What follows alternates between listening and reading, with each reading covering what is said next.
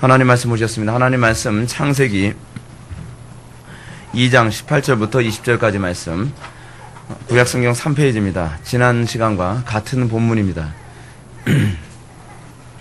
창세기 20장 18절부터 20절까지의 말씀, 구약성경 3페이지 찾으셨으면 제가 봉독하겠습니다. 여호와 하나님이 이르시되 사람이 혼자 사는 것이 좋지 아니하니 내가 그를 위하여 돕는 배필을 지으리라 하시니라. 여호와 하나님이 흙으로 각종 들짐승과 공중에 각종 새를 지으시고 아담이 무엇이라고 부르나 보시려고 그것들을 그에게로 이끌어 가시니 아담이 각 생물을 부르는 것이 곧 그 이름이 되었더라.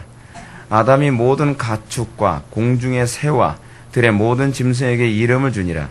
아담이 돕는 배필이 없으므로. 아멘. 이 시간 우리 창세기 17번째 강의가 되었습니다. 배우자와 가정을 주신 목적이라는 제목으로 하나님 말씀 증가하도록 하겠습니다. 배우자와 가정을 주신 목적. 여러분, 우리가 예수를 믿게 됐을 때에 우리가 예수 믿음과 관련해서 반드시 머릿속에서 한순간도 놓쳐서는 안 되는 부분이 있습니다. 사도 바울의 가르침처럼 먹든지 마시든지 무엇을 하든지 하나님의 영광을 위하여 하라는 것입니다. 우리가 많이 들은 얘기라고 생각합니다. 근데 가장 실천이 안 되고 있는 부분입니다. 알고 있다 해서 사실은 아는 게 아니죠. 중요한 건 머리로 하는 것이 아니라 우리가 이것을 얼마나 실행하고 이것이 우리의 몸에 익숙해져 있느냐가 중요한 문제 아니겠습니까? 근데 우리가 사실은 먹든지 마시든지 무엇을 하든지 하나님의 영광을 하라라고 하는 이 가르침이 우리에게 굉장히 좀 불쾌하게 여겨지는 경향이 많이 있습니다. 왜냐하면 우리는 우리 나름대로의 행복과 우리의 삶이 있는데 왜 하나님은 자꾸 하나님 당신 자신만을 위해서 살라고 우리들에게 강요하느냐, 이런 것입니다. 여러분, 우리는 일종의 그거에 관해서 어떤 생각을 하냐면 하나님이 좀 이기적인 거 아닌가라고 하는 이런 우리적인 사고방식을 많이 합니다. 하나님은 마치 당신의 즐거움과 당신의 만족만을 위해서 우리를 창조하신 것인가? 우리는 마치 꼭두각시 같은 존재인가? 우리는 이런 식의 생각을 하게 되곤 합니다. 근데 여러분, 성경이 우리들에게 이런 말씀을 할 때 우리가 자꾸 이렇게 반응하게 되는 이유가 있습니다. 그것이 뭐냐면 타락 때문에 그렇습니다. 관계가 안 좋아서 그래요. 관계가 안 좋으면 여러분 항상 좋은 말을 해도 어떻게 해요? 삐딱하게 해석을 하지 않습니까? 너무나 당연한 말을 해도 왜 그따위로 얘기해? 우리는 그런 식으로 막 싸움이 나잖아요. 근데 내가 어쨌다고. 그래서 너 말을 이상하게 했잖아. 기분 나쁘게. 그래서 근데 사실은 기분 나쁘게 한 게 아니죠. 뭐예요? 그 말을 받아들이는 태도와 마음의 자세의 문제인 거죠. 성경에 나오는 모든 말씀이 사실 우리에게 굉장히 거슬리거든요. 성경에 나오는 상당수의 모든 말씀이 우리의 본성에 굉장히 거슬립니다. 왜냐하면 하나님과 우리와의 관계가 안 좋기 때문에 그런 거예요. 하나님과 우리의 관계가 좋으면 하나님의 말씀이 당연시 들려지는 것이죠. 그럼 여러분, 사도 바울이 먹든지 마시든지 무엇을 하니 하나님의 영광을 위해 하라라고 이렇게 말하는, 우리에게 이렇게 가르치는 이유가 무엇일까요? 우리는 왜 일평생 하나님을 기쁘시게 해드리는 이런 삶을 살아야만 하는가? 이제 뒤에 가면 이 하나님을 기쁘시게 해드림과 부부관계에 관한 문제, 하나님을 기쁘시게 해드림과 이 가정생활에 관한 문제에 관해서도 우리가 좀 더 이해하기 쉽게 되어집니다. 이 부분은요, 사실은 하나님께 우리에게 의무조항으로 명령하는 개념이 아닙니다. 물론 우리는 그 본문이 그 말씀이 명령적으로 우리에게 들려지지만 사실은 이 말의 의도는 무엇이냐면 당연히 나타나야 될 현상을 얘기하고 있는 겁니다.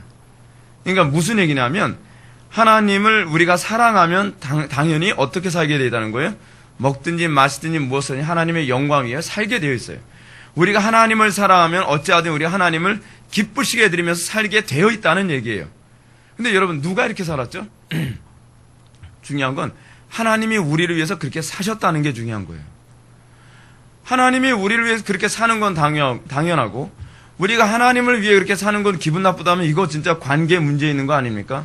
그 사람 문제 있는 거 아니에요? 하나님께서는 우리를 어느 정도까지 사랑하셨죠? 자기의 독생자 예수 그리스도를 십자가에 못 박아 죽이시기까지 사랑하셨어요. 말 그대로 하나님은요, 먹든지 마시든지 무엇을 하든지 우리의 유익을 위해서만 사셨던 분이에요. 하나님이 우리에게 이런 요구를 하신다면 정당하죠. 정당합니다. 그래서 여러분, 우리가 하나님의 이 말씀이 고깝게 들리지 않고 기쁨으로 들릴 때가 언제서부터 기쁘게 들리기 시작하냐 하면 십자가의 은혜를 알기 시작할 때부터 했어요. 아, 나 같은 죄인, 내가 하나님의 은혜와 긍휼을 받을 만한 아무런 자격도 없는 존재인데 하나님께서 나에게 이런 사랑과 이런 자비를 베푸셨구나.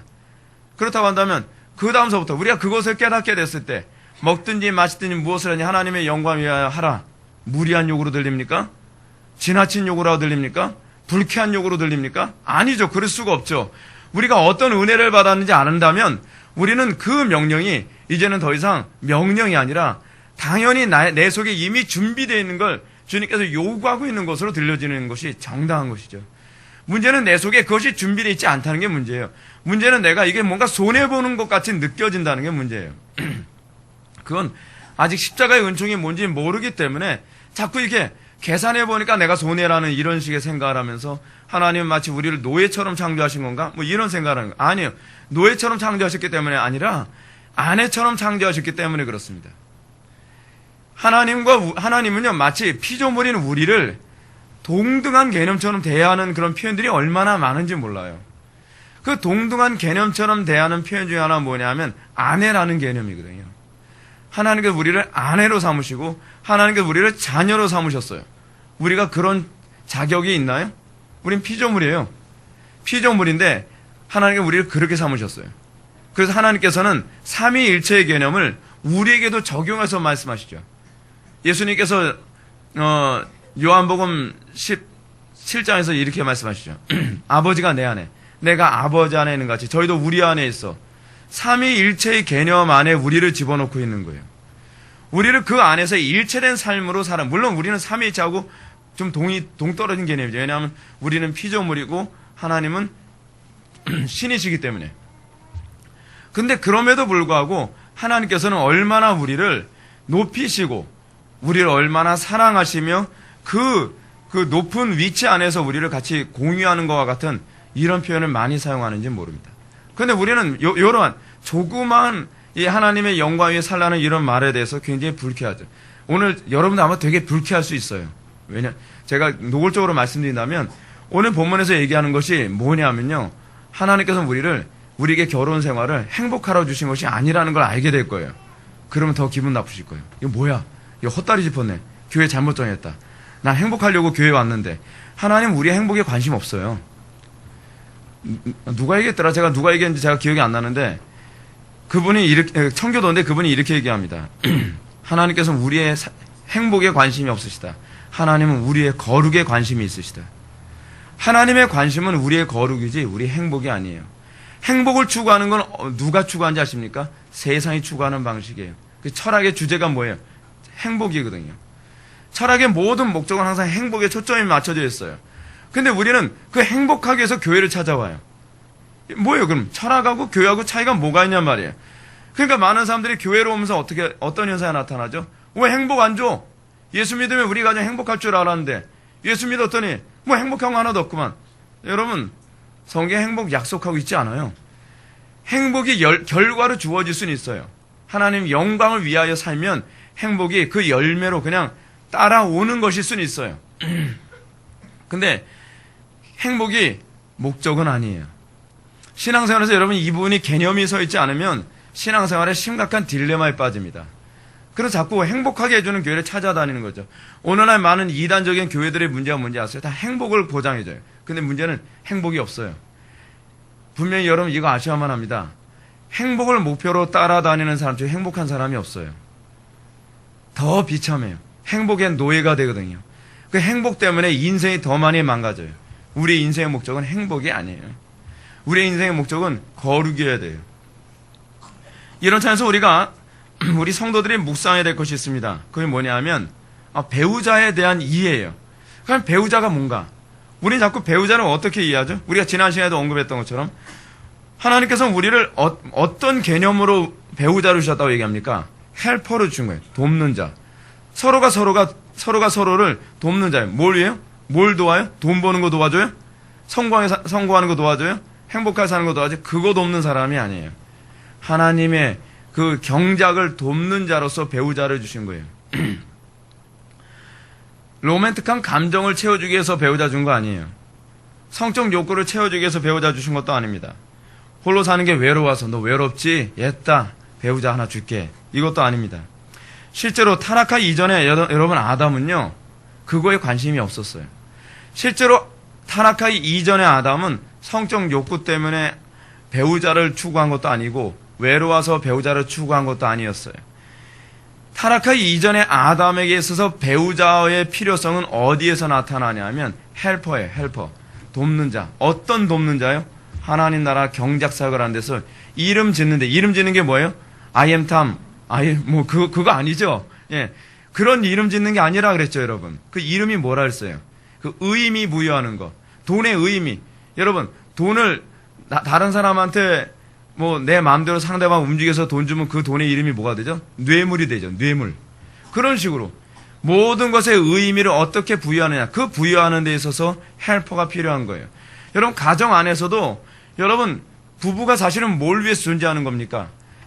부부가 같이 모든 사역을 하는 데서, 모든 일을 하는 데서 그 동일한 하나님의 뜻대로 의미를 부여하기 위해 그렇게 되어져야 돼요. 부부가 같이 집안에서 번 돈을 하나님의 영광 위에 쓰이는 돈으로, 하나님께서 우리에게 주신 젊음과 건강을 하나님의 영광 위에, 자녀들을 양육하는 것도 하나님의 영광에서 자녀를 양육하는 그런 식의 이름의 부여, 이거를 위해서 하나가 되라고 사실은 부부를 주신 거거든요. 그걸 위해서 배우자를 주신 거예요. 그래서 지난주에 제가 킹제임스 버전을 제가 인용하면서 뭐라 했습니까? 또 이거 제가 다 읽다가 또 이거 나올까봐 제가 안 읽는다 그랬잖아요. 제가 번역한 거는 제가 읽으면, 그리고 아담이 모든 육축과 하늘의 새와 모든 들의 짐승들에게 이름을 주었더라. 그러나 아담은 자신을 위하여 돕는 자를 찾지 못했다. 아담이 사실은 돕는 자를요, 여자를 찾은 게 아니라는 거예요. 여자를 찾은 게 아니에요.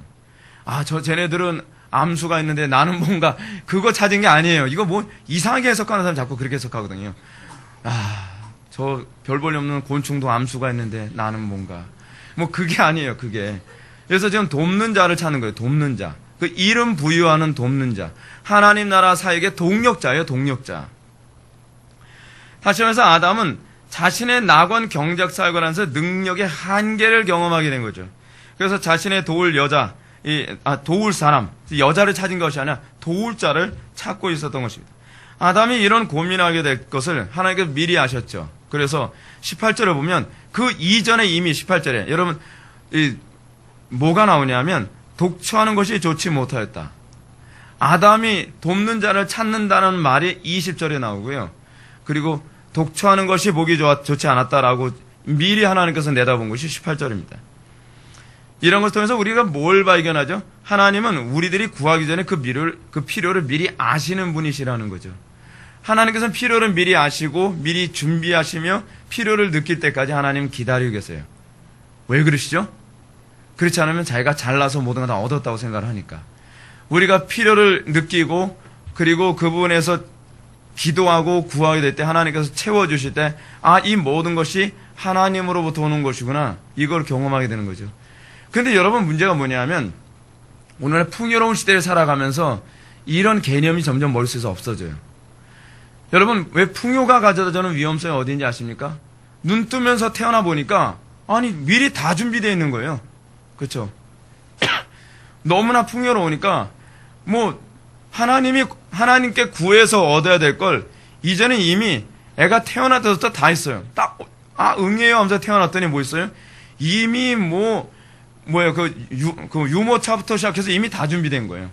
이게 사실 우리가 살고 있는 모습이거든요. 그러다 보니까 우리는 하나님이 모든 걸 공급해 준다는 의식이 풍요로울수록 못 느껴요. 우리가 가난하고 궁핍할수록 우리는 이것을 항상 구하고 찾아야만 하는 불편함을 감수해야 되거든요. 그러면서 이게 내 힘으로, 인생이 내 힘으로 되는 게 아니구나라고 하는 걸 알게 되거든요. 근데 우리가 태어나서부터 너무나 모든 게 다 풍요롭게 살고 아쉬운 거 없이 살면서 성장하다 보니까 요즘 젊은 세대들에게 나타나는 특징이 무엇입니까? 내 인생은 내 마음대로 다 되는 줄 알아요. 그래서 교만해지는 거죠. 내가 필요한 건 다 얻을 수 있었으니까요. 그렇기 때문에 여러분 성경에도 보게 되면 마태복음 6장 8절에서 구하기 전에 너에게 있어야 할 것을 너희 하나님의 아버지께서 아시느니라. 하나님께서는 우리가 필요를 느끼기 전에 이미 알고 계시는 분이에요. 하나님은 미리 다 준비하고 계시죠. 그래서 우리의 기도는 뭐예요? 준비한 거 받는 거예요. 근데 이게 참 문제가 뭐냐면 우리는 기도를 어떻게 하죠? 하나님은 준비도 안 한 걸 자꾸 구해요. 이게 문제인 거예요, 이게. 그래서 여러분, 항상 성경 우리에게 뭘 구하라고 합니까? 아버지의 뜻을 구하라는 거예요.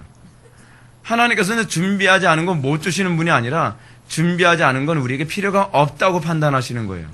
그래서 안 주시는 거예요. 근데 우리는 자꾸 이 기도가 타락하면 어떤 현상이 나타나냐면 하나님께서 준비하지도 않은 그걸 자꾸 구하게 되는 거죠. 준비하지도 않은 걸. 그러다 보니까 이게 문제가 된 거예요. 야, 이게 좀 웃자고 하는 소리이기도 하지만 한번 생각해 보세요. 아담이 돕는 배필이 이제 필요한데 난 2명 원해요. 했다고 칩시다. 2명을 구했다고 생각해 봐요. 하나님은 몇 명 창조하셨죠, 지금요? 1명 창조하셨죠. 그럼 하나님은 뭐라 그래? 갈비뼈 하나 더 내놔. 그렇겠어요? 예. 10명 그럼 다 뽑아야죠, 그냥. 이거 우리가 자꾸 이상하게 하나님께서 준비하지도 않은 걸 구하는 게 너무 익숙해져 있어요. 그래서 그게 신앙이라고 자꾸 생각을 해요. 신앙 아니에요. 항상 신앙이란 하나님의 뜻을 알고 하나님의 뜻 안에서 구하는 거예요. 다시 본문으로 돌아갑시다. 다시 생각해 볼 것은 우리가 지난 시간에 배우자에게 주신 하나님의 뜻을 한번 살펴봅시다. 하나님의 뜻을 우리가 이제는 신약을 통해서 좀 더 깊이 있게 알아보려고 해요. 사실은 오늘 이 본문 가지고 우리가 살펴볼 거 아닙니다. 우리는 오늘 이 고린도전서 7장에 나오는 이 배우자와의 문제에 관해서 우리가 자세하게 살펴보는 시간을 갖게 될 것입니다. 우리가 이 배우자를 주신 문제를 좀 잘못 오해하는 경향이 많이 있어요. 그리고 이 배우자와 관계되어진 여러분은 아마 이거 굉장히 익숙해져 있을 겁니다. 뭐 부부 세미나 하게 되면 부부 세미나 하면 고이타분은 맨날 뻔한 소리 맨날 하잖아요. 어떻게 하면 우리가 행복하게 살 것인가? 어떻게 부부가 알콩달콩 재미있게 살 것인가? 하나님께서는 가정이 행복한 걸 하나님 원하세요. 여러분, 그 성경적이지도 않은 얘기 좀 안 했으면 좋겠어요. 그런 사람들 그거 현혹하면서, 근데 그렇게 하면요, 사람들이 때로 몰려와요. 가정 세미나, 행복한 가정 세미나 하게 되면요, 사람들이 행복한 가정에 아직 걸씩 들렸기 때문에 전국에서 회비 한 20만 원씩 내가면서도 와요. 숙박하면서. 이야, 행복한 교회라고 이름을 짓 걸 그랬나 봐요, 우리 교회가. 사람들이 뭔가 성경적으로 살려고 하지 않고 자꾸 욕심을 채우는 데 살려고 하다 보니까 교회가 성경적으로 되질 않아요.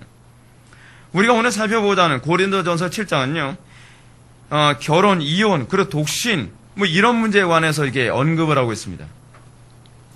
제가 굳이 이 고린도전서 7장을 우리가 살펴보려고 하는 이유가 있어요. 그 이유가 뭐냐면, 여러분들 좀 고민하신 분들은 아마 이런 고민했을 겁니다.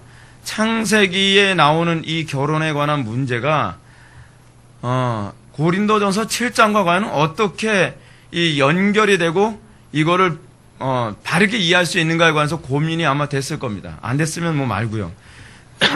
근데 이 부분이 고민이 돼야지 정상이에요. 그래서 제가 이 부분에 관해서 제가 이제 2가지를 얘기하려고 합니다. 크게요. 첫 번째 이유는 뭐냐면 고린도전서 7장을 읽으면서 반드시 어떤 의문과 충돌이 있는데 그것이 뭐냐면 경작을 위해 하나가 되도록 배우자를 결정해 주셨다면 오늘날 왜 이런 부부가 별로 없냐에 관한 문제예요. 그렇죠? 오늘날 여러분 예수 믿는 부부들 중에서 정말 하나님 나라 경작을 위해 부부가 한마음 한뜻이 된 사람은 몇이나 됩니까? 많지 않아요. 가뭄에 콩나듯해요. 왜 그런가? 이 부분에 관해서 이거 다뤄야 될 첫 번째 문제고, 두 번째는 뭐냐면 오늘날 이 시대의 교회들은 너무나 가정을 주신 하나님의 의도가 망각돼서 가정과 배우자가 우상화되어 있기 때문에 이 문제를 다뤄야만 합니다. 우리는 이렇게 생각을 합니다. 하나님이 가정을 위해서 존재한다고 생각하는 경향이 상당히 많이 있습니다. 또는 성경이 행복한 가정을 위한 교과서로 우리에게 주어진 것이라고 생각하는 경향이 굉장히 많이 있습니다. 그래서 성경적인 가정 세미나에 되면 행복한 가정 이거 자꾸 꿈꾼다는 거죠. 그래서 현대 교회는 어찌하든지 가정의 행복과 평안만 가져다 준다면 성경적인지 아닌지 덮어놔 버려요. 아, 성경 말씀이 이러니까 그래, 이게 행복한 가정을 사는 게 이게 성경적이지.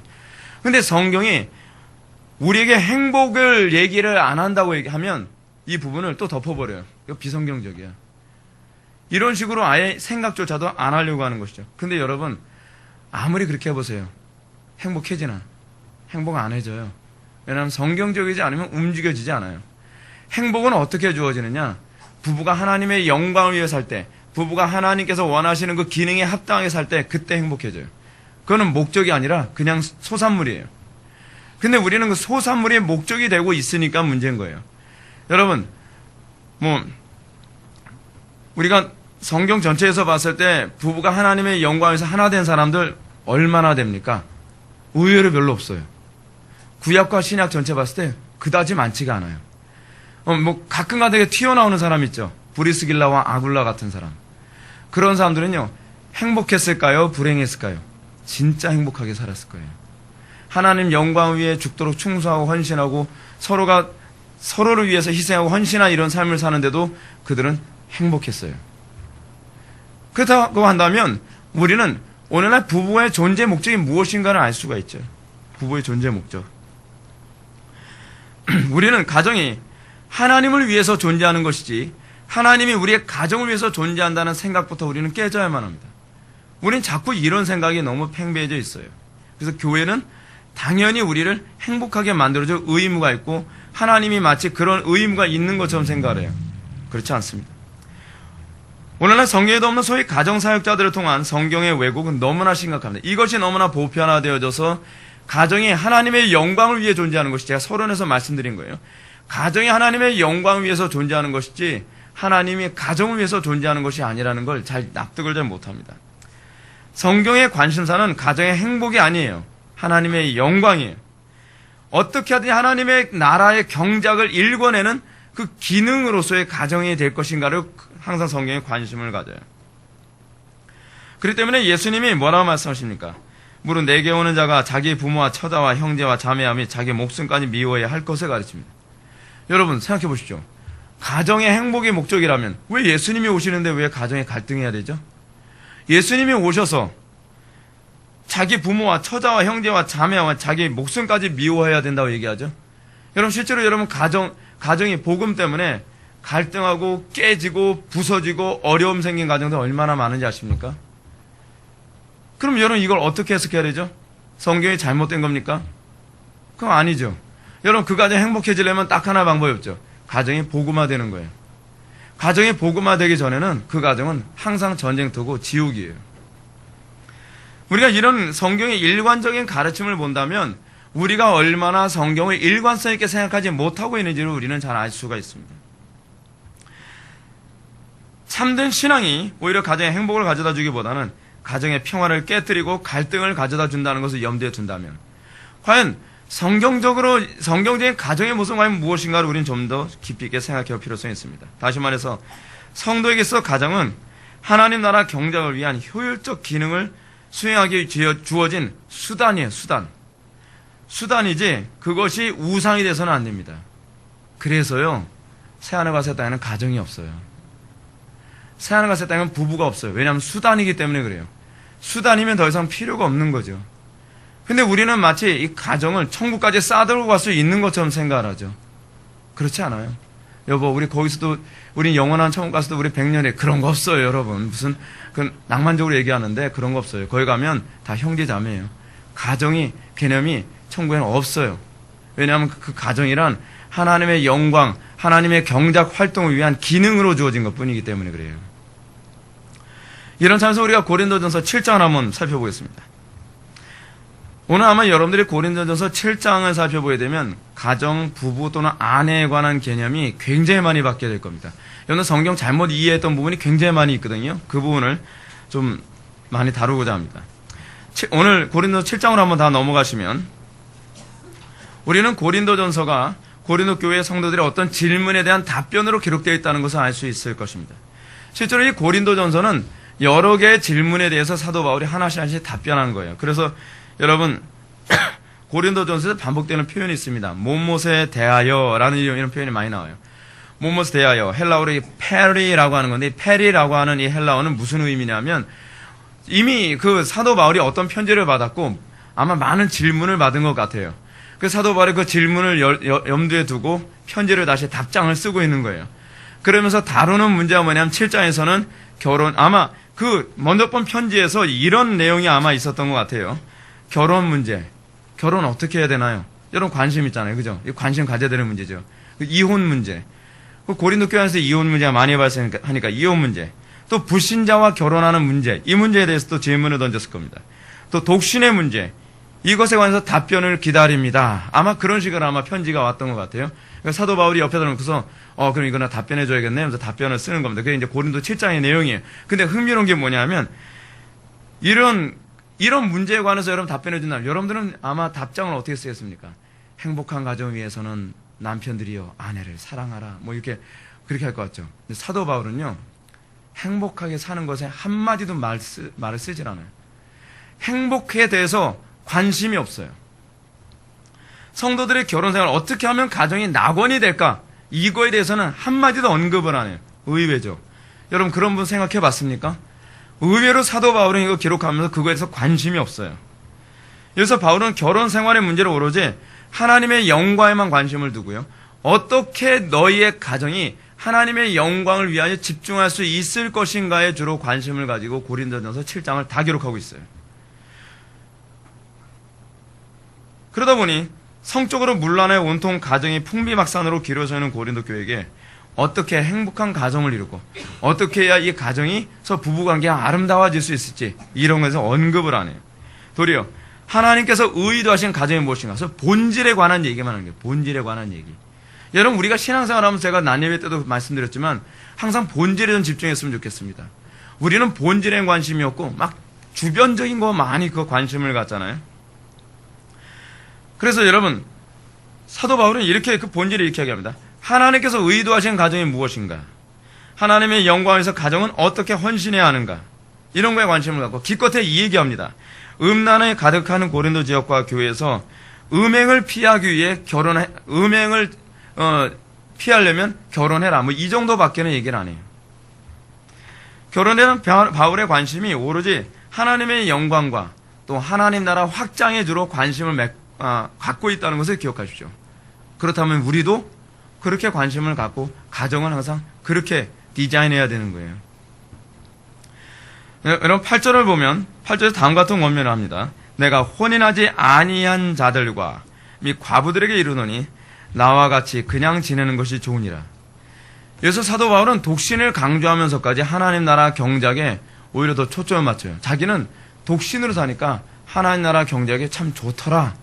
뭐 이런 얘기를 하는 거예요. 이런 바울의 결혼에 대한 인식은 결혼 생활이 개인의 행복이나 만족을 위해 주어진 것이 아니라는 걸 알 수 있어요. 결혼의 목적은 어떻게 하나님의 영광을 위해 우리가 더 효율적으로 하나님의 영광을 위해 살 수 있을 것인가에 대한 고민의 결과여야 된다는 거예요.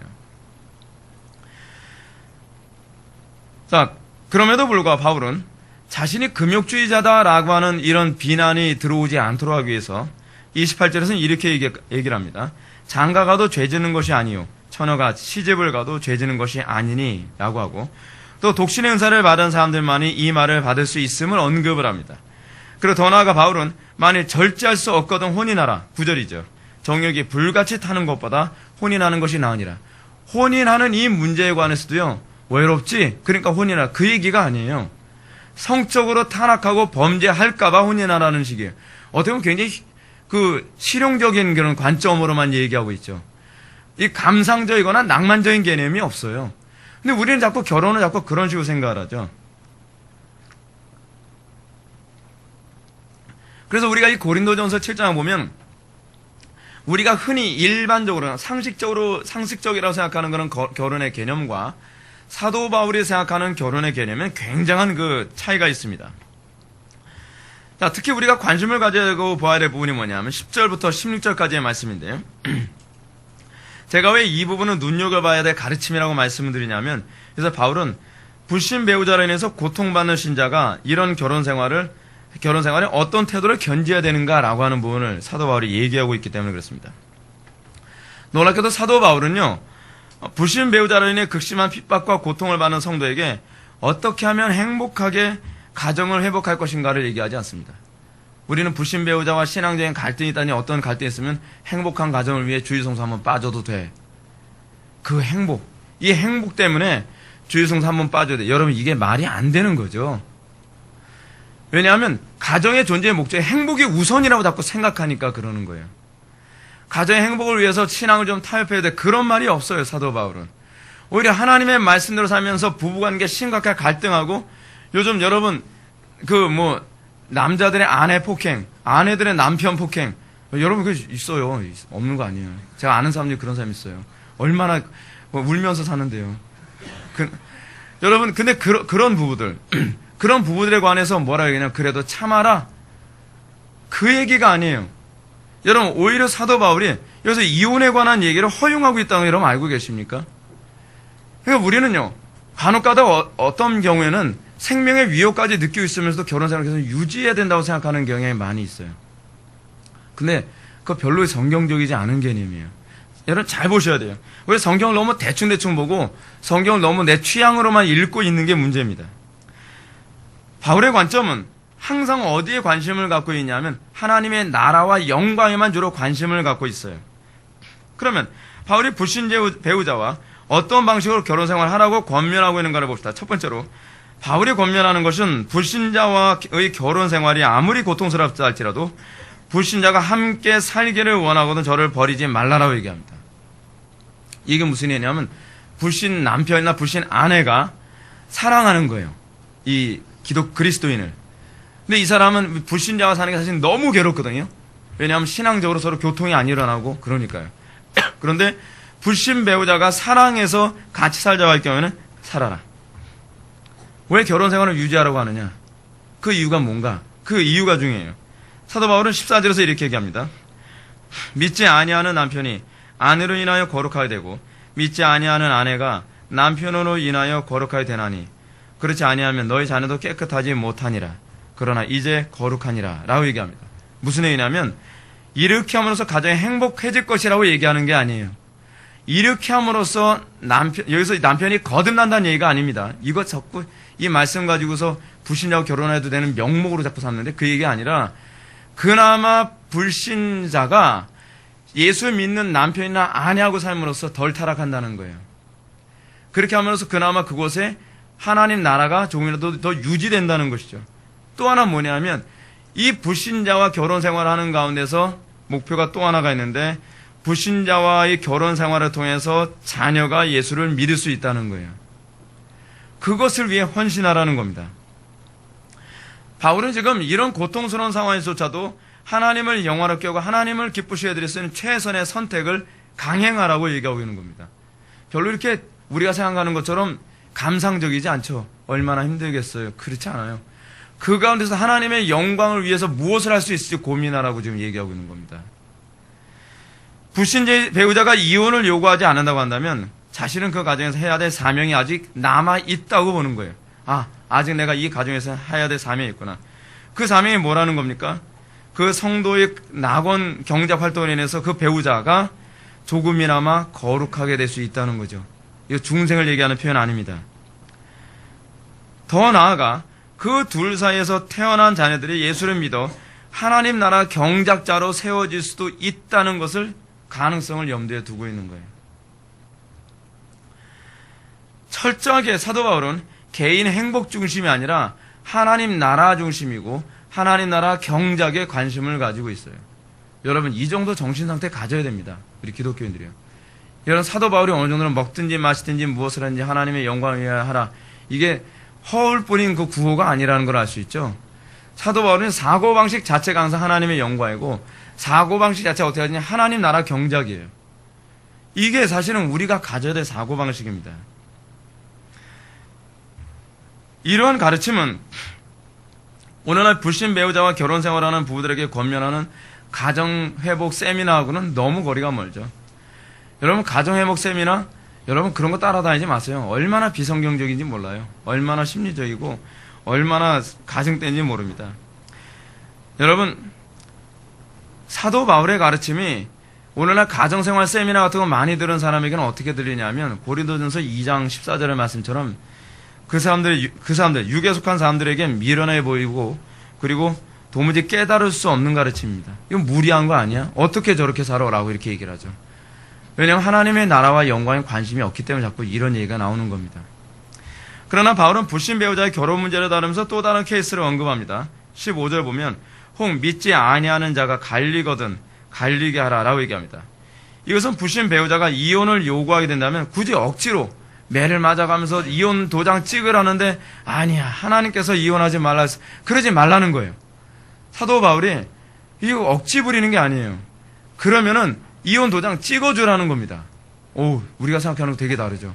성경에 이혼을 허용해주는 두 가지 케이스가 있어요. 배우자의 외도. 그리고 또 하나 뭐냐 하면 배우자가 갈라서자고, 불신 배우자가 갈라서자고 했을 때 도장 찍어주라는 겁니다. 근데 여기서도 주의해야 될 점이 있습니다. 그 이혼을 요청하는 쪽이 성도가 돼서는 안 되고 전적으로 불신 배우자의 요구에 의해서 결정돼야 한다는 것입니다. 왜냐하면 그것 아직 그 얘기 안 나온다면 내가 아직 사명이 남아있다고 생각하는 거예요. 그 가정에서요. 우리 그리스도인은요, 고난 가운데서 내 사명이 있으면 거기 남아있는 게 그리스도인이에요. 북한에 있는 여러분 그리스도인은 어떻습니까? 생명이 왔다 갔다 하고 고통받고 있는데도 나 여기 아직 사명이 있는 것 같으니까 딴 사람 다 떠나십시오. 난 여기 가겠습니다. 그래서 여러분 그 북한에서 탈북해가지고 중국에서 머물다가 신앙생활 하던 사람들이 뭐라고 얘기하는지 아십니까? 내가 살기 위해서 나왔지만 이젠 죽기 위해서 들어갑니다 하면서 북한에 다시 들어간다는 거예요. 여러분 그게 사명자예요. 제가 여러분한테 말씀드렸죠. 가정은 여러분들의 사명지라고요. 여러분들 가정을 등한시 좀 하지 마세요. 제발. 가정을 너무 가볍게 다루지 마세요. 여러분들 그 가정에서 내가 어떻게 하나님의 영광을 드러내고 어떻게 하나님을 기쁘시게 해드리며 내가 뭐 하나 사소한 거 하나하나까지도 어떻게 하나님 나라 영광을 위해서 내가 이 가정을 내가 바르게 세울 것인가 그거 좀 고민 좀 할 수 있었으면 좋겠습니다. 이 가정의 이 처절함, 이 어떻게 하나님 나라의 이 가정을 나 만들 것인가에 대한 이 고민이 오늘날 한국교회 교인들에게 너무 없어요. 자, 그러면서 사도 바울이 이렇게 얘기합니다. 형제나 자매나 이런 일에 구속받을 것이 없기 때문이다 라고 얘기합니다. 그리고 하나님은 화평주에서 너희를 부르셨느니라 라고 얘기함으로써 불신 배우자가 이혼하자 그러면 그 이혼해주라고 얘기하고 있습니다. 이런 바울의 가르침은 성도가 불신자 배우자와 계속적인 결혼 생활을 유지하는 이유가 어쩌지 행복을 유지하기 위한 것이 아니라 또는 아이고 이제 애비 없는 자식 또는 애미 없는 자식 될까봐 걱정해서 거기에 초점 맞추지 말라는 거예요. 하나님의 영광 위해서 초점을 맞춰야 된다는 것입니다. 만일 그 불신 배우자가 이혼을 요구한다면 그 사명은 여기까지다. 아, 내 사명은 여기까지구나 라고 생각하면 된다는 것입니다. 다시 말해서 불신 배우자의 이혼 요청은 성도들에게 그 가정의 낙원 경작 사명의 종교를 의미하는 거예요. 무서운 얘기예요, 사실은요, 굉장히. 그러므로 이런 관점에서 본다면 여기서 또 다른 하나의 결론을 도출해낼 수 있는데 여러분 배우자가 사망했을 경우에 재혼이 성경에 허락된다는 거 아시죠? 그리고 또 허락되는 케이스가 있어요. 배우자의 외도로 인해서 갈라졌을 경우에는 로이 존스 목사님은 이게 재혼이 허락되어야 된다라고 얘기해요. 그렇다고 한다면 이 논리에 의해서 또 하나가 우리가 적용될 수 있는데 그것이 뭐냐면 불신 배우자에 의해서 이혼 당했을 경우에 재혼이 허락될 수 있다고 보는 거예요. 재혼이 가능한 성경에서 재혼이 가능한 3개 케이스가 있는데 하나는 사별이고 또 하나는 뭐냐면 배우자의 어떤 외도고 또 하나는 뭐냐면 불신 배우자로 인하여 이혼 당했을 때요. 내가 이혼을 한 게 아니라 이 3개의 케이스는 우리가 이 재혼이 가능한 케이스로 열어놓을 수 있다고 봅니다. 이제 우리는 고린도전서 7장에 25절부터 28절까지의 말씀을 상고해 봅시다. 그래서 바울은 앞에서 언급한 교인들의 이 결혼 생활과 불신자의 결혼과 이혼 문제가 하나님 나라 경작 활동에서 어떻게 적용되어야 될 것인가를 이제 다룹니다. 독신의 문제. 여기서 바울이 이제 독신의 문제를 다루는데, 그래서 바울은 성도가 이 땅에 사는 동안 그 삶의 의미가, 목적이 어디 있다고요? 하나님 나라 경작이에요. 우리가 그걸 위해서 창조된 거예요. 우리가 그걸 위해서 창조됐다고 얘기한다면, 사도 바울은 나는 가장 효율적이고, 가장 현명한 쪽을 선택하겠다 해서 뭘 선택한다는 거예요? 나는 독신을 선택하겠다라고 얘기해요. 그래서 이 효율성적인 차원에서 홀로 지내는 것이 좋다라고 말합니다. 여러분, 바울도요, 사별 아니면 이혼 당한 케이스라고 보는 게 대부분이잖아요. 근데 바울이 사별보다는 이혼 당한 케이스라고 보는 경우가 상당히 많거든요. 아내에 의해서. 그렇기 때문에 사도 바울이 자기가 결혼할 권위 있다라고 얘기를 하는 이유가 바로 거기 있는 거예요. 이런 차원에서 이런 케이스가 재혼이 가능한 케이스라고 볼 수 있는 개념이에요. 그래서 여러분 27절 말씀을 보시기 바랍니다. 27절 말씀 다 처음 읽어보시겠습니다. 시작.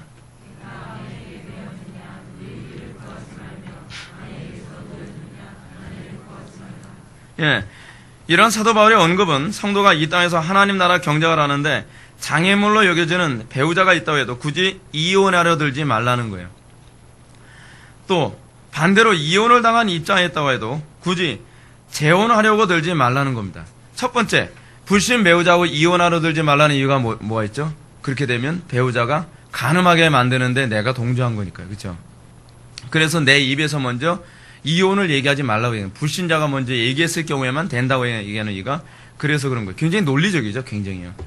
두 번째는 뭐냐면 이혼 당했거나 그렇지 않으면 사별했을 경우에 뭐 하지 말라? 굳이 재혼하려고 하지 말라라고 얘기합니다. 그 이유가 무엇인가?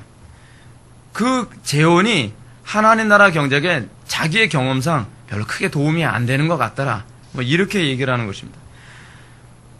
바울은 철저히 하나님 나라 경작의 관점에서만 얘기하고 있습니다. 왜냐하면 성도의 지상 삶은 행복한 삶을 사는데 있는 것이 아니라 오로지 하나님을 기쁘시게 하고 그분의 나라를 확장시키는 데 있기 때문에 그렇습니다. 바울이 보는 관점에서요, 재혼해서 브리스길라와 아굴라 부부 같은 그런 부부가 된다고 보장 못한다라고 생각을 하는 거예요. 그거 쉽지 않아요. 제가 보기에도 뭐 열에 한두 명 정도가, 열에 한두 명이 뭐예요? 50에 한두 명 정도? 그렇죠. 100에 한두 가정? 거의 그럴 정도로 브리스길라와 아굴라 부부처럼 하나님 나라 경작에 한마음 한뜻에서 같이 기뻐서 헌신하고 충성하는 그런 가정은요, 거의 만나보는 게 쉽지가 않습니다. 그렇기 때문에 사도 바울은 웬만하면 재혼하지 마라. 하나님 나라 경작 위에 내가 보기에는 홀로 사는 게 더 낫다. 이런 얘기까지 하는 것입니다. 그런 가운데서도 바울은 조심스럽게 권면하기를 그러나 장가가도 죄지는 것이 아니며 처녀가 시집가도 죄지는 것이 아니니라는 것을 분명히 얘기합니다. 왜 죄짓는 건 아니다라고 얘기하는 거죠? 이게 금욕주의적 관점에서 얘기하는 게 아니라고 얘기하는 거예요. 시집장가도 상관없다는 거예요. 근데 나의 관점은 뭐냐면 하나님 나라의 영광을 위해 효율적이지 않다라고 얘기하는 것이다. 이렇게 얘기하고 있는 것이 지금 사도 바울이에요. 그래서 그렇기 때문에 이렇게 얘기합니다. 이런 이들은 육신에 고난이 있으리니 나는 너희를 아끼노라. 결혼하려는 거예요. 말하는 게 무서워서 못하게. 예. 고난이 있을걸? 결혼하려고 하는데 고난이 있을 거야. 결혼하려고 하는데 진짜 고난이 있을 텐데 그럼 화가 나죠. 결혼하라는 거예요? 말라는 거예요. 근데 사도 바울은 이 악담을 얘기하는 것이 아니라 이 고난이 어떤 고난이에요? 여러분, 하나님 나라 경작의 목적이 안 되면요, 고난 아니에요. 서로 같은 우상을 섬기면 여러분 행복하잖아요. 여러분, 안 믿는 사람들 가운데서도요, 정말 인꼬 부부 많습니다. 근데 그 인꼬 부부들이 왜 인꼬 부부인지 알아요? 서로 섬기는 우상이 너무 같은 거예요. 여러분, 그래서 우리나라 노래도 이런 노래 있잖아요. 여보, 마누라, 왜 불러? 그 있잖아요. 그러면서 나온 얘기 있잖아요. 그러게 내 마누라라지. 온통 자기가 추구하는 욕심을 똑같이 추구하니까 내 마음에 쏙쏙 든다는 거예요. 여러분, 그게 왜 그렇죠? 섬기는 우상이 같은 거예요. 놀부와 놀부 와이프가 만나니까 어때요? 너무 행복한 거예요. 내가 마음에 드는데 쏙쏙 들게 행동하고 있는 거예요. 섬기는 우상이 같으면 행복할 수 있어요. 이게 다 뭐와 관련되냐면 자기가 섬기는 신과 관련이 있어요. 신. 그게 우상이냐 하나님냐의 차이일 뿐이죠. 문제는 오늘날 이 가르침이 오늘 우리가 살펴본 이 말씀과 어떻게 보면 이게 정면 충돌하는 것처럼 보인다는 거예요. 창세기의 말씀하고요. 우리는 틀림없이 오늘 본문에서 하나님이 돕는 배필을 주신 이유가 고난을 주기 위해서가 아니라 그의 경작 사역을 돕기 위해서 동력자로 주신 거라고 우리는 배웠어요. 틀림없이. 그런데 이상하게도 바울은 결혼이 성도들에게 하나님 나라 경작 활동에서 도움을 주지 않고 오히려 고난이 될 것이라고 얘기하고 있어요. 어떻게 이거 이해해야만 합니까? 그러면 이 가르침을 어떻게 이해해야 될지 우리가 이거 좀 살펴보겠습니다. 이것과 관련해서 29절부터 35절의 말씀을 살펴보겠습니다. 저도 고린도전서를 좀 찾아서 제가 좀 같이 봐야 될 것 같습니다. 고린도전서 7장 29절부터 35절까지의 말씀입니다. 형제들아 내가 이 말을 하노니 그때가 단축하여진 거로 이후부터 안에 있는 자들은 없는 자같이 하며 우는 자들은 울지 않는 자같이 하며 기쁜 자들은 기쁘지 않는 자같이 하며 매매하는 자들은 없는 자같이 하며 세상 물건을 쓰는 자들은 다 쓰지 못하는 자같이 하라. 이 세상의 외형은 지나감이라. 너희가 염려 없기를 원하노라. 장가가지 않는 자는 주의 일을 위하여 어찌하여야 주를 기쁘시할까 하되 장가 간 자는 세상 일을 염려하여 어찌하여 하나님을 기쁘시게 할까 하여. 좀 더 읽어야 되겠네요. 마음이 갈라지며 시집가지 않은 자와 처녀는 주의 일을 염려하여 몸과 영을 다 거룩하게 하려 하되 시집간 자는 세상 일을 염려하여 어찌하여 남편을 기쁘게 할까 하느니라. 내가 이것을 말하면 너희의 유익을 위함이요 너희에게 올무를 놓으려 함이 아니니 오직 너희로 하여금 이치에 합당하게 하여 흐트러짐이 없이 주를 섬기게 하려 함이라. 아멘. 여러분, 우리가 신앙생활에 있어서 신앙생활의 목표가 뭐죠? 어찌하든 하나님을 기쁘시게 해드릴 것인가. 근데 여러분, 결혼하고 나면 어떻게 되죠? 기쁘게 해줘야 될 대상이 하나 더 생겨져 버린 거예요. 이것 때문에 지금 사도 바울이 얘기하는 거예요. 결혼하기 전에는요, 온통 하나님을 기쁘시게 해드린 거 그거에만 초점이 맞춰서 살 수 있어요. 근데 결혼하고 나면 배우자가 나 기쁘게 해달라고 자꾸 이걸 요구해요. 근데 여러분 결혼한 배우자에게 자기 기쁘게 해달라고 얘기하지 마세요. 어떻게 우리 부부가 하나님을 기쁘시게 해드릴까에 한 마음 한 뜻이 되는데 좀 관심을 가지세요. 오늘날 가정의 가장 심각한 문제가 뭔지 아십니까? 맨날 부부가 만나서 당신 왜 내 생일 안 챙겨줬어? 뭐 오늘 결혼기념일인데 왜 선물 준비 안 했어? 자기 기쁘게 해달라는 것이죠. 거기에 초점을 맞추는 게 아니에요. 여러분, 왜 안 믿는 사람들이 다 그런다고 해서 왜 우리도 자꾸 그렇게 살려고 합니까? 우리가 관심을 가져야 되는 것은 우리 부부가 어떻게 하나님을 우리가 기쁘시게 해드릴 것인가 좀 관심을 가져보란 말이에요. 그러면서 그러게 내 마누라라지 이런 소리가 나와야 되는 거거든요. 하나님의 영광 위에 살아가면서. 근데 하나님께 집중하는 것을 자꾸 서로가 남편은 아내에게, 아내는 남편에게 자꾸 집중력을 흐트러나요. 자꾸 나를 기쁘게 해달라고 자꾸 요구하는 거죠. 그래서 점점 마음이 둘로 갈라지지 않을 수 없게 만드는 것이죠. 그래서 바울이 얘기하는 중요한 핵심이 무엇입니까? 성도가 이 세상을 살아가는데 필요로 주어진 것들은 다 누리는데 애쓰지 말라는 거예요. 오로지 뭐에만 관심을 가져야 된다는 거예요? 하나님 기쁘시게 해드리는 데만 관심을 가져야 된다는 거예요. 그래서 남자 성도는 어떻게 살아가야 되는 거예요? 아내를 통해서 얻을 수 있는 만족 다 하려고 하지 마라. 아내가 부족하면 그냥 그렇게 만족하면서 살아라. 아내들이요, 남편에게 뭐 만족 다 얻으려고 하지 마라. 아내에게 만족을 얻지 못한 사람 꼭 딴 여자 쳐다보고, 그 남편에게 만족하지 않는 사람 자꾸 딴 남자 쳐다보죠. 이렇게 살지 말라는 거예요. 또 바울에게는 좀 더 확대돼서 세상 일로 우는 자, 너무 슬픔에 빠지지 말라는 거예요. 또 세상 일로 기쁜 자, 너무 기쁨에 도취돼서 살지 말라는 거예요. 매매하는 자들, 이익에 너무 집착하지 말고 물건 쓰는 자들, 물건 다 써보겠다는 사고로 살지 말라는 겁니다. 왜 그러죠? 하나님의 영광에만 집중하라는 거예요. 제발. 하나님께 주시면 주신 거로 만족하고, 아이고 누구도 몇 평짜리 아파트에 사는데 나도 죽기 전에 죽기 전에 이런 그런 소리 하지 마세요. 제발. 죽기 전에 몇 평 아파트, 죽기 전에 나는 무슨 차 한번 타봐야 되겠다. 죽기 전에 나도 외국 여행 한번 가봐야 되겠다. 이게 다 불신자들 사고방식이에요. 우리는 어디에 관심을 가져야 돼요? 죽기 전에 어떻게 하니 하나님 영광에 더 살 수 없을까? 여기서 우리 소위 칸도시 구분됨이라는 게 있지 않겠습니까? 근데 그런 무슨 여행바람, 무슨 돈바람, 그런 유행바람이 교회 안에도 다 들어와가지고 안 믿는 사람들처럼 내가 이 돈 죽기 전에 다 쓰고 죽겠다. 완전 비성경적이죠. 그렇죠? 내가 누릴 것 다 누려보고 살겠다. 내가 노세 젊은 노세 내가 젊었을 때 못 누가네 늙어서까지 다 누구만이다. 이를 악물어서 그렇게 살지 말라는 거예요. 우리는 어찌하니 젊어서 하나님을 더 영화롭게 할 수 없을까? 좀 고상한 고민 좀 하면서 살라보라는 거예요. 요즘식으로 말한다면 세상에 추구하는 편리, 화려함, 안락함, 풍요 다 누려보면서 살려고 하지 말라는 거예요.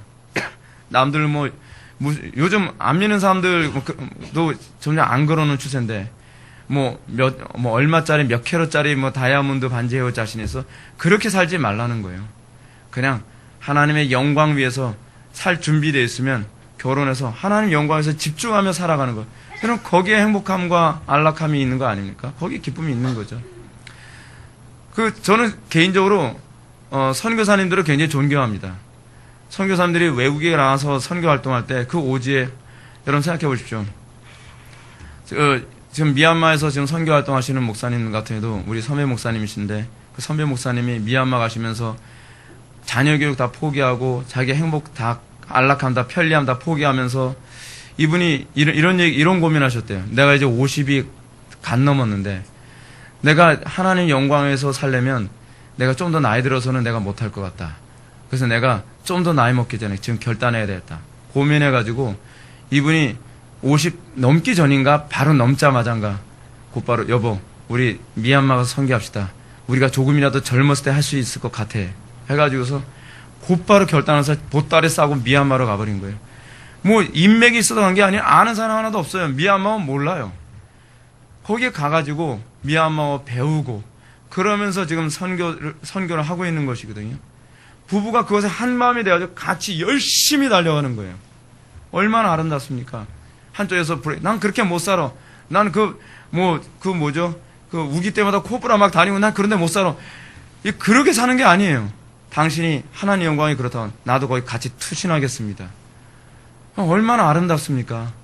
우리의 나라의 복음을 전해준 선교사 부부들도 그렇게 와서 우리나라에서 뼈를 무른 거 아니에요? 거기에 아름다움이 있는 거죠. 거기에 능력이 있고 거기에 위대함이 있는 겁니다. 근데 문제는 뭐냐면 한쪽은 하나님 영광이 이렇게 살겠다 그러는데 난 그렇게 못 살아. 그럼 어때요? 못 사는 거죠. 사도 바울이 그런 얘기하는 거예요. 자꾸 갈라지는 거예요. 하나님 나라 사역에 한쪽에서는 적극적으로 가려고 하는데 한쪽은 자꾸 발목 잡고 난 당신 혼자가. 그래서 한쪽은 이 이상한 기록이 아빠. 한쪽은 선교사에서 선교 활동하고 한쪽에서는 한국에서 호의호식하면서 사는 그런 부부. 이렇게 되면 곤란하다는 거예요. 하나님께서 부부를 준 이유가 뭐예요?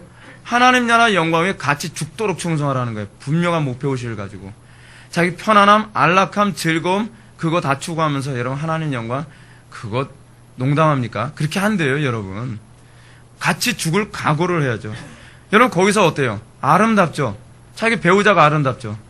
내가 정말 하나님 영광 위에 살아간다고 생각을 하는데 내 남편이 그렇게 헌신한다. 그럼 나의 남편이 얼마나 존경스럽고 아름답고 위대해 보입니까? 하나님 나라 영광에서 헌신한다고 하는데 그렇게 힘들고 어려운데도 그 부드러웠던 손이 거칠어져 가면서 하나님 나라 영광에서 거칠어진 손을 보면서 그 손을 잡을 때 얼마나 아름답고 얼마나 사랑스럽겠어요. 거기서 행복이 있고 거기서 사랑스러움이 있고 거기에 부부관계에 아름다움이 있는 거란 말이에요. 우리는 오늘날 부부관계가 왜 좋아졌는지 몰라요. 우리는 왜 그랬죠? 난 당신한테 시집와서 설거지하는 손이 다퉜어. 이거에서 무슨 행복이 있고 무슨 아름다움이 있어요. 그렇지 않아요? 하나님 나라 영광 우리가 같이 헌신하는 가운데 우리가 몸이 상하고 그런 모습은 서로 안쓰럽고 사랑스럽고 그런 것 아니겠습니까? 배가 불렀죠. 오늘날 우리는요. 우리가 인간의 타락으로 인해서요. 배우자에 대한 이해 너무나 변질돼 버렸어요. 도대체 배우자를 왜 주셨는지. 여러분 배우자 왜 주셨습니까? 호의호식하려고 배우자를 주셨습니까? 우린 배우자 자꾸 그렇게 생각하죠. 당신 왜 이렇게 돈 못 벌어와? 딴 남편은 돈을 떼거리 벌어와가지고 요번에 추석 명절 때도 선물 보따리만 잔뜩 들고 오는데 이게 뭐야? 뭐긴 뭐예요? 그게 부부지. 근데 우리는 남편을 마치 내 부의 어떤 그 도구로 자꾸 생각을 하고 아내를 자꾸 마치 나의 세상적인 자랑거리로 생각을 하면서 아내를 선택하는 그런 개념들. 이거 다 깨져야 되는 그 개념들이에요. 뭐 때문에 우리는 결혼하는 거예요? 하나님 영광 위해서요. 이 결혼을 주신 이 목적이 불신자하고 똑같아요. 어쩌면 사고방식이 하나도 안 바뀌었는지 몰라요. 구분됨이 없죠. 그래서 여러분 어때요? 우리가 자녀들 배우자 선택하는 데서도 꼭 뭘 선택해요? 집안이 어떻게부터 시작해서 다 이런 거 따지면 안면 사람 똑같은 조건 따지죠. 어떻게 이 아이가 하나님 영광에 살 수 있는가에 관해서는 생각을 별로 안 하는 것이죠. 그러니까 타락하는 거예요. 그러니까요.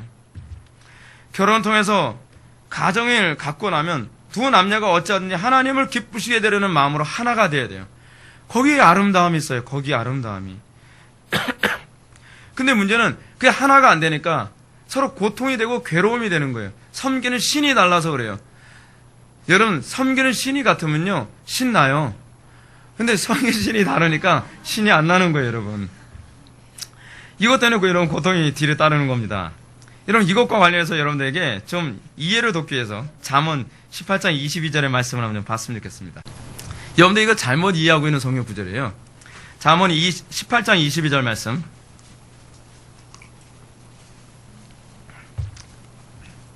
이거 가지고서 여러분 남편한테 협박하지 마세요. 아내들.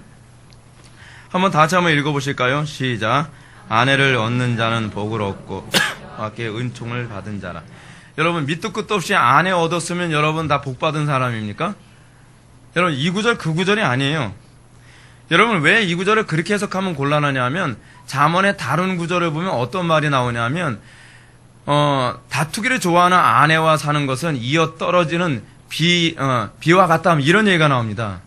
그래서 혼자 사는 게 더 낫다 이런 얘기까지 나오고 있어요. 그죠? 그럼 일관성이 없죠. 그럼 여기서 이 아내라는 단어가 어떤 단어인가? 이 아내라는 단어가요. 70인역에서는 구나이카 아가덴이라는 단어를 사용하고 있습니다. 구나이카 아가덴이라는 단어가 무슨 단어냐면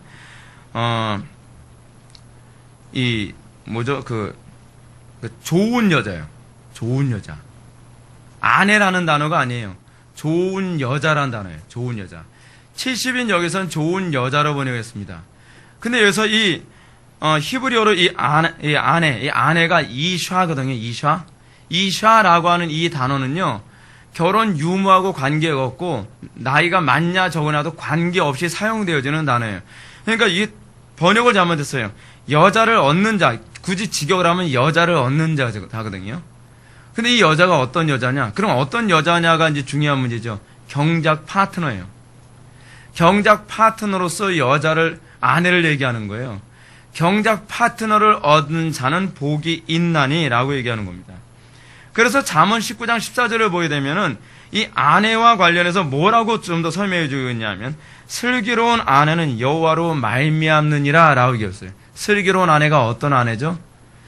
경작을 하는데 완전한 파트너십을 가지고 있는 여자예요. 그죠? 그런 사람은 누구로부터 온다? 여호와로부터 온다. 그런 사람은 복된 사람이다 라고 얘기하고 있는 거예요. 그러니까 우리가 이런 구절 하나하나를 잘못 이해하고 있으면 우리가 왜 성경에서 이 결혼의 중요성을 얘기하면서 사도 바울은 독신이 더 낫다고 얘기하는가에 관한 이 문제가 하나씩 해결될 수 있게 되는 것입니다. 물론 두 남녀가 동일하게 하나님을 사랑하고 어찌하든지 하나님을 기쁘시게 하려는 마음으로 온전히 하나가 된다면 여러분 그것만큼 좋은 부부가 없죠. 브리스길라와 아블라 같은 부부는요. 고난 가운데 살고 고통 가운데 헌신하며 살아도 행복하겠죠. 두말할 나위 없이 정말 좋은 부부관계로 얘기하겠죠. 서로도요. 근데 문제는 뭐냐면 서로 섬기는 하나님이 다를 때 끊임없이 갈등하고 그것 때문에 괴롭고 고통스러울 수밖에 없다는 것입니다. 그렇기 때문에 불신자들 가운데 여러분 행복하고 안락하게 사는 그런 부부도 여러분 부러워하지 마십시오. 그 부부들은요 사실은 섬기는 신이 같아서 그렇다고 제가 말씀드렸죠. 행복이라는 신을 같이 섬기는 두 남녀가 만나도 아주 알콩달콩 재미있게 살 수 있습니다. 여러분 우리 그런 동화 있잖아요. 크리스마스 선물. 그 동화 기억나시죠? 여자는 긴 머리를 가지고 있어요. 근데 긴 머리가 있는데 뭐가 없죠? 머리 보조 핀이 없죠. 남편은 시계가 있는데 뭐가 없어요? 시계줄이 없죠. 근데 이 두 남녀가 성탄절 됐는데 어떻게 서로 선물을 교환하는데 여자가 머리를 잘라가지고 시계줄을 사고 남편은 시계를 팔아서 머리핀을 사죠. 근데 머리핀을 샀더니 어떻게 했어요? 그 여자에게는요 그 꼽을 만한 머리카락이 없는 거예요. 아마 머리 굉장히 짧게 쳤나 봐요. 옛날 가발 만들 땐 그랬거든요. 그리고 남자는 시계를 파는 바람에 뭐라 할 수 없어요? 줄을 걸 수 없죠. 그래서 서로 행복해하죠. 여러분 감동받지 마세요. 예. 이거 섬기는 신이 같아서 그런 것 뿐이에요. 예. 근데 우린 거기서 감동받죠. 아 그래 우리 이렇게 사랑해야 돼. 하나님을 그렇게 사랑하세요 여러분. 예. 하나님을 그렇게 사랑해야 되는데 우린 거기서 감동받아요. 그래서 맨날 머리 안 끊었네 무슨 시계 안 팔았네 그거 동화 읽고 또 싸워요 부부들이. 그래서 우리 맨날 불행하대요. 이 동화 안 읽었으면 덜 불행했는데 그렇게 하면 안 되는 거예요. 지금 성경이 얘기하는 부부관계 성경이 얘기하는 남녀관계는 그런 관계가 아닌 것이죠. 그래서 우리가 하나님의 영광에서 우리가 한마음 한뜻 되지 않으면 예수님의 말씀처럼 사람의 원수가 집안 식구가 되는 거예요. 서로가 끊임없이 하나님을 섬기는 데 자꾸 고통을 가져다 주는 것이죠. 그러므로 하나님의 형상 회복되지 않는 배우자는 이 낙원 경작 사업의 가장 치명적인 장애물이 됩니다. 그런 이유 때문에 사도 바울은 되도록 이혼당했거나 그렇지 않으면 사별이었으면 뭐 하지 말라? 결혼하지 마라. 너희가 정말 하나님 영광을 살기 원한다면 혼자 사는 게 훨씬 낫다라고 그렇게 얘기하는 겁니다. 그렇다면 창세기 오늘 본문에서 하나님께서 아담의 경작 활동 위에 도울 사람으로 아내를 주셨다는 개념을 어떻게 이해해야 되겠는가? 이런 개념은 두 남녀가 성령으로 거듭나서 하나님을 누구보다 사랑하는 상태에서 결혼했을 때라야만 적용이 돼요. 그렇지 않은 관계에서 결혼은 성도에게 고난이 될 뿐입니다. 비록 기독교에서 종교생활하는 배우자 할지라도 거듭나지 않은 그 종교생활하는 배우자하고 살면요, 정말 힘들죠. 한쪽은 육체의 소욕대로 살겠다 그러고 한쪽은 성리의 소욕대로 살겠다고 하니 계속 충돌이 일어나지 않겠습니까? 한쪽은 하나님을 기쁘시게 하겠다 그러는데 한쪽은 자꾸 나만 기쁘게 해달라고 하고, 그러니까 자꾸 충돌이 일어나는 거잖아요. 그러니까 여러분, 여기서 우리가 항상, 그래서 성경이 얘기하는 게 뭐냐면 불신 배우자와 결혼하지 말라는 거예요. 불신자하고요. 불신자하고 결혼하지 말라는 건 그래도 좋은 걸요. 우리가 배우자를 결정할 문제는 내가 얼마나 좋아하냐 이전에 내가 하나님 나라 경작을 하는데 이 파트너십이 가능한 사람인가를 여러분 더 관심을 가져야 되는 거예요. 그러면서 그 가운데서 사랑하는 관계에서 결혼하면 금상첨화겠죠. 이런 현실적인 문제 앞에서 성도는 그럼 어떻게 반응해야 되겠습니까? 바울이 각 사람이 부름받은 그 부름심 그대로 지내라고 얘기합니다. 각 사람이 그 부름받은 그대로 지내라. 무슨 얘기죠? 이혼하려 들지도 말고 뭐 그렇게 하려고 뭐 어떻게 하지 말라는 거예요. 그래서 내가 아내에게 매였느냐? 노이기를 구하지 말며, 아내에게 노였느냐? 아내를 구하지 말라라고 말한 것처럼 성도는 자신에게 허락된 그 결혼 생활을 그대로 지내야만 합니다. 근데 그걸 통해서 하나님께서 합력하시 선의이르세요. 그걸 통해서 우리 어떻게 하죠?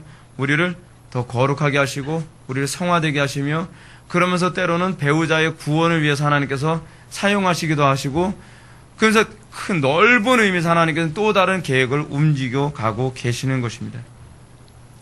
성도는 자신에게 주어진 그 환경을 한탄하거나 그 환경으로부터 도피하기 위해 이혼을 하려 한다든지 다른 이성에게 소망을 두려 하지 말라는 거예요. 오히려 그 안에서 또 하나님의 뜻을 찾고 그 안에서 다스리고 정복하는 법을 배우라는 것입니다. 제가 아까도 다시 한번 결론적으로 말씀드린다면 성경 우리에게 이혼을 허락하는 사유는요, 딱 그 두 가지밖에 없습니다. 배우자의 외도나 그렇지 않으면 불신 배우자의 이혼 권유입니다. 그 이외에 우리가 이혼이라고 하는 것은 생각해서는 안 됩니다. 왜냐하면 하나님이 짝지어진 것을 사람이 나눠서는 안 되기 때문에 그렇습니다. 성도는 현재의 가정 문제를 믿음으로 정면 돌파하는 법을 배워야만 합니다. 한탄만 하지 마세요. 한탄해서 해결되는 거 없어요. 이 문제를 해결하기 위해서 내가 하나님께 결판짓듯이 기도하고, 하나님, 내 배우자가 하나님 나라 사역의 동력자가 됐으면 좋겠습니다. 변화시켜 주십시오. 그렇게 기도하세요. 괜히 하나님, 저는 이런 남자가 아니었는데 뭐 제 남자는 좀 더 로맨틱한 남자였으면, 좀 그런 기도하지 마세요. 그런 기도가 아니라 정말 이 배우자가 내가 하나님 나라 사역에 정말 하나님께서 기뻐하시는 파트너가 될 수 있도록 변화시켜 주십시오. 그 마음에 정말 하나님을 뜨겁게 사랑할 수 있게 해주십시오. 그래서 우리 부부가 브리스길라와 아굴라 부부처럼 하나님 나라 경작을 위해 한 마음 한 뜻이 되게 해주십시오. 여러분, 그것을 위해서 여러분 죽기 살기를 기도하십시오. 이렇게 기도하면서 이 부부가 한 마음 한 뜻이 됐을 때 여러분, 하나님께서 그 과정을 통해서 영광 받으시고, 그리고 하나님께서 나에게 주신 이 배우자가 서로가 서로에게 복이 되며 서로가 서로에게 기쁨이 되고, 그리고 서로가 서로에게 정말 사랑스러운 존재로서 정말 일평생 살아갈 수 있게 될 것을 믿으시기 바랍니다. 다시 기도하시겠습니다. 사랑이 많으신 하나님 아버지, 우리가 오늘 시간 하나님께서 우리에게 배우자와 가정을 주신 목적이 무엇인지를 다시 한번 살펴보았습니다. 아버지 하나님, 하나님께서 우리에게 주신 이 배우자가 정말 하나님 나라 이 영적 사역을 위해서 정말 좋은 동력자로서 세워지기를 원합니다. 가정이 회복되어져서 온 가정이 정말 하나님 나라 영광 위에 살아가는데 기쁨이 충만한 가정들이 되기를 원합니다. 하나님께서 우리 회복의교회 이 가정을 복을 내려주이사 가정이 하나님의 말씀으로 완전히 회복되어지고 하나님 나라 영광을 위해 부부들이 집중함으로써 정말 이 어두운 시대에 하나님의 영광의 빛을 강력하게 찬란하게 빛낼 수 있는 그런 가정들과 교회가 될 수 있도록 은혜 베풀어 주옵소서. 예수님의 거룩하신 이름으로 기도드립나이다.